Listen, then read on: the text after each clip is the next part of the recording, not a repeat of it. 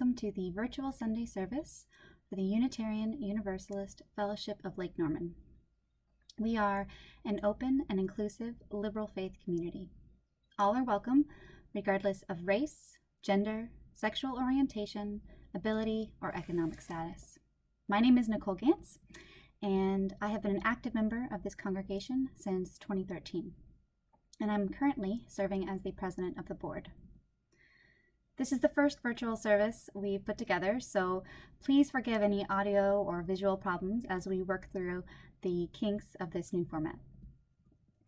I'm pleased to introduce our first virtual speaker, Reverend Pat Jobe. He's a retired UU minister who served the Greenville, South Carolina UU congregation for 8 years. He's spoken at UU congregations in 11 states, and we are so grateful he's here with us today. This morning, Reverend Pat will be sharing a reflection entitled, Life is Amazing, and he will be leading us through 5 different ways of looking at that statement. He's joined today by Reverend Travis Smith, who will help us connect Reverend Pat's prompt to our own life experiences. After Reverend Travis's response, feel free to pause the video to either think quietly about the question or share your thoughts or experiences with a loved one.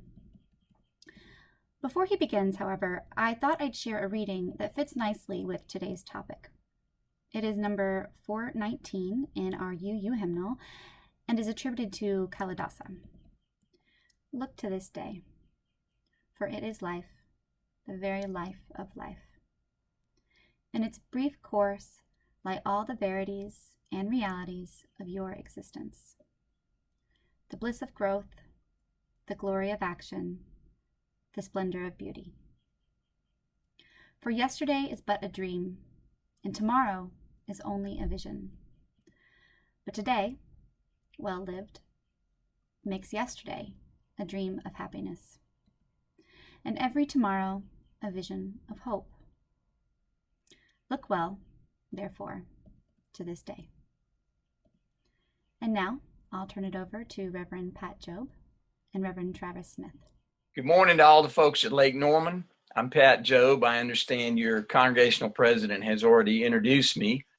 I have a guest with me today, the Reverend Travis Smith from Rutherfordton, North Carolina, a great guy, a longtime friend, and a fellow who's a member of our tribe, a real advocate for LGBTQ equality and an advocate for folks living in poverty and an advocate for racial reconciliation. So you'll be hearing from him in a few minutes. I want to talk to you this morning about 5 ways in which we can experience that life is amazing. And I'm going to teach you to use a little gesture, a little thumbs up gesture that you kind of wiggle around from an old buddy of mine, Tommy Hicks, who died 2.5 years ago. He lived with muscular dystrophy for more than 40 years. And he was unable to do a whole lot with his arms and legs because of his disease. But he could get that thumb up, and he could use that thumb to gesture, come over here, I've got something I want to tell you.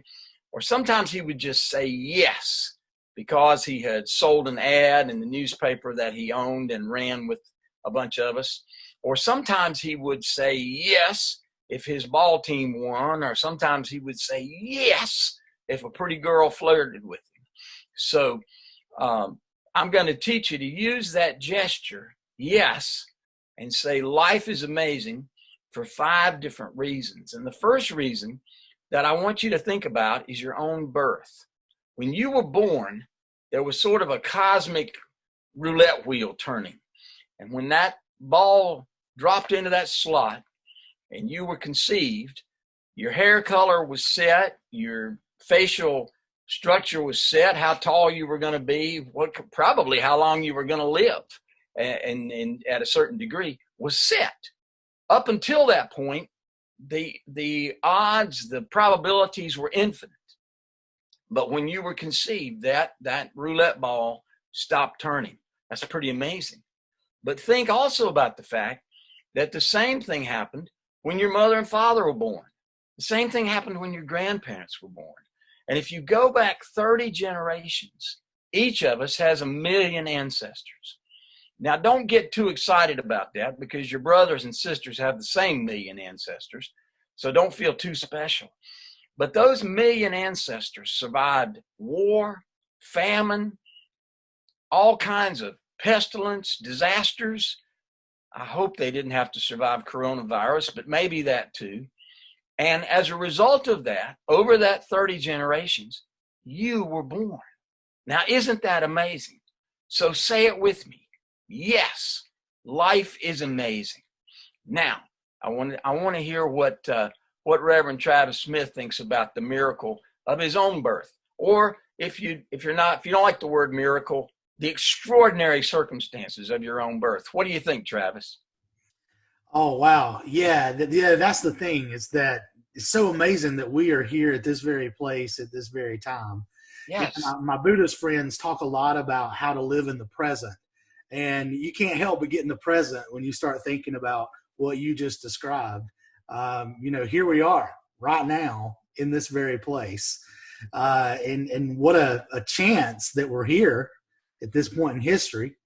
When I think back on my own birth, I just, I chuckle a little bit about some of the circumstances that brought me to where I am.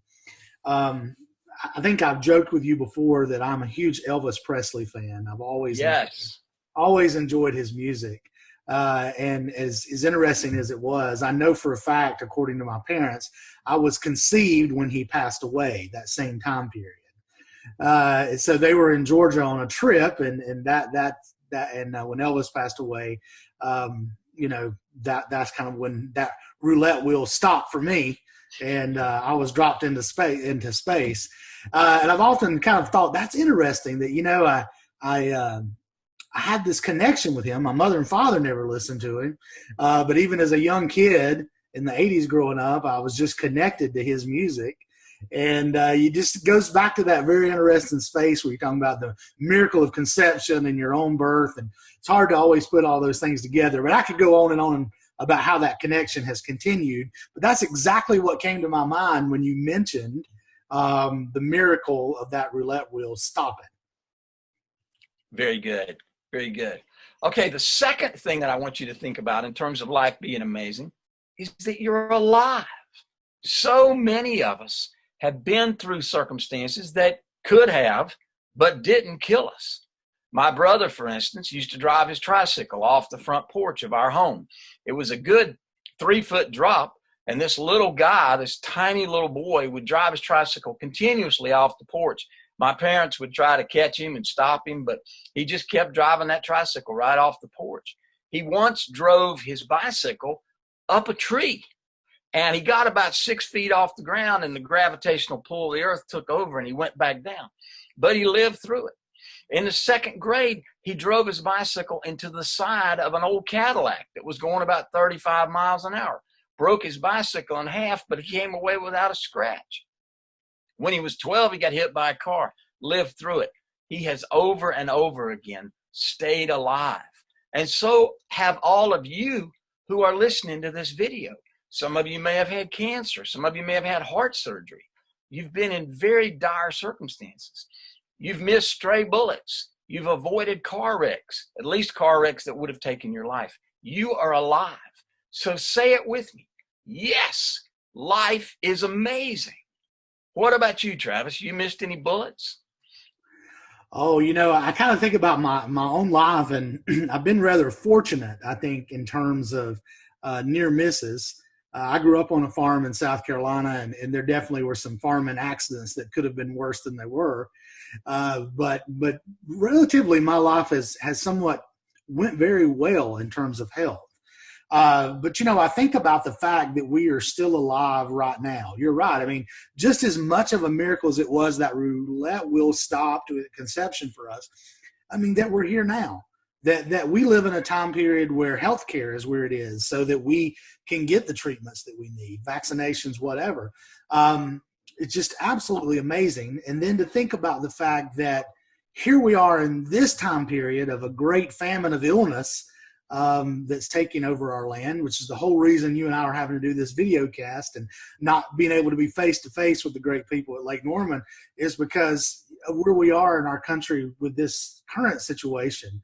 But just to think about how much worse this could have been had this happened 78 years ago, 80 years ago. You know, obviously we know the Spanish flu in 1918 caused such a traumatic death toll in our country. But yeah, that we survived. Here we are. And as hard as it is to believe, most of us will survive this new thing too. Yes, absolutely. Okay, number 3 I want you to think about is any kindness you have shown to another person.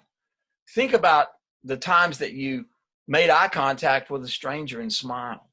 Think about the times that you made a donation to a nonprofit organization or to the congregation at Lake Norman.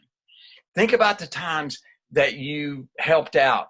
Somebody on the side of the road maybe needed help changing a tire or needed a ride down to the next exit so they could buy gasoline. Think about all the kindnesses that you have done to other people. Those are ways that we connect. And those connections, those acts of kindness, however simple, however complex, those acts of kindness have created a network. Unitarian Universalism is that kind of network. The tremendous kindnesses that we have historically shown, our involvement in the abolitionist movement, our involvement in the labor movement, our involvement in the women's rights movement, the suffragettes, so many of them were Unitarians.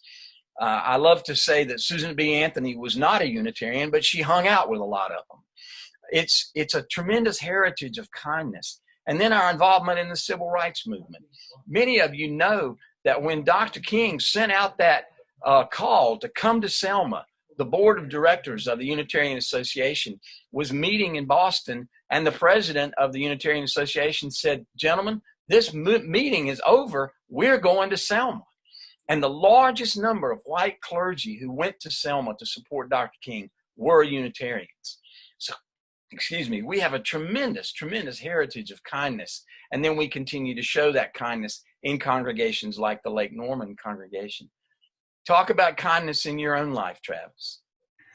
You know, someone was asking me the other day, they said in the current situation that we're in terms of social isolation, just kind of so many things going on with social distancing and shelter in place. Someone asked me, you know, how, because I run a nonprofit. That's what I do for a living. I'm executive director of a nonprofit. And somebody said, how are you guys doing? And I said, it is absolutely amazing how many people have shown kindness during this time. You know, we could spend so much time focusing on the fact that things are tough. People are mental health wise. I'm sure it's very difficult for people who are isolated in their homes, but there's also a great deal of kindness going on in our world right now. We're seeing fantastic efforts from individuals who are actually doing things to show love and care for their society. I have experienced this. People have donated to the nonprofit that I'm working with, which definitely has suffered due to the coronavirus outbreak. I'm also involved as a nonprofit. We have a deli that funds or gives funds to us that I'm involved in. And with North Carolina restaurants being at this point closed for just takeout and delivery, you know, we have seen a dip in that business. But there again, people have walked up and given $200-300 for us to give to our employees. And we pass that along because people's kindness just continues to be a chain. And I can't help but relate that back to the fact that even with the deli, it's built on the principles of Blue Ridge Hope, which is we give out a tremendous amount of free food to people who can't afford it. It is no mistake. This deli is located only about 200 yards from the courthouse. You will not believe how many people that we have walk in that just got released from jail or just got released from a situation and they don't have any money. So two things. Number one, we feed them and we give them a phone call because they don't even have a phone to use. I know that sounds simple, but I believe that those things pave the way for other people's kindness to come back to us during this difficult time. It's a big deal, tremendously big deal. Okay, the fourth reason to do that gesture, to say, yes, life is amazing, is that the entire universe had to operate exactly as it has. Every galaxy, every black hole, every universal every act of astronomy had to exist. Every star, every orbit had to exist exactly the way it has in order for your life to exist. So in your imagination, just take a moment and go out to the edge of the universe. Go imaginatively 13.7 billion years, light years, out into outer space and look back at all that had to exist in order for you to exist. And then give that thumb one more shake and say, yes, life is amazing. Travis, got anything you want to say about the universe? Oh, wow. Where do we even start? You know, one of the things that I love about that is when you shoot yourself backwards 13 point, how many billion years? 13.7, yeah. 13.7 billion years that it took to get us to where we are today. There's two things that really stick out to me. Number one is, wow, it is amazing that we're here. Number two, wow, it's amazing how much we don't matter. Like in the grand scheme of the world, you know, even our present day challenges are a blip on the radar to what is the universe and what will be and will continue to be long after we're not here. I was in a discussion group at the Unitarian Universalist Church in Spartanburg, South Carolina. And a woman said, all that makes me feel insignificant. And I said, no, no, no, you are not insignificant. You are connected to all that. You're not a statistical anomaly, as we've heard it said. You are part of everything, part of everything. How wonderful. And finally, to bring all this home, life is amazing because of the other people in our lives, our families, our friends. Normally, when I talk about this, I'm talking to a group of people who are sitting either in a civic club or in a retreat center or in a Unitarian Universalist congregation. And I tell them, I say, notice the other people in the room with you. Maybe you're watching this video by yourself, but there are other people who are not far away, family members, friends who care about you, who remember you, who think about you. That makes life amazing.